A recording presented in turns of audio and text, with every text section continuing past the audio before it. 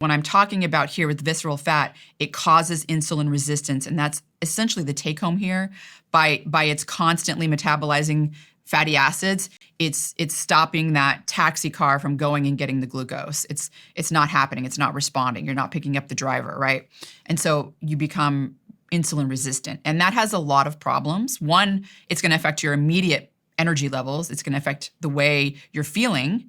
And two, it's going to make you more likely to become type 2 diabetic, because eventually your body won't be able to produce enough insulin to bring the glucose in, and so then you become type 2 diabetic.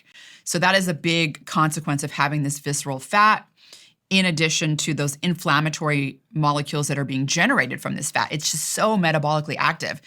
And that inflammation that you're generating not only does things like raise your cancer risk by 44%, it also makes you tired. It gives you brain fog, lethargy. When your immune system is being activated by this inflammation, you're taking energy away from your brain. It's a lot of energy to activate your immune system. It's and like, so, so that energy is now going to the wrong place. It's not going to your brain. So you won't feel cognitively as sharp and absolutely won't. Just think about when you have an infection. Your immune system is very active. You're fighting off a pathogen, right?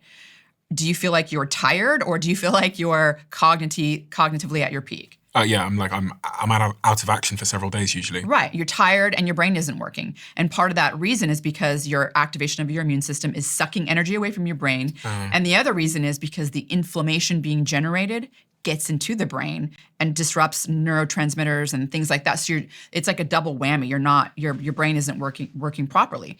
And so there's a lot of people walking around constantly feeling tired, feeling lethargic, feeling brain fog.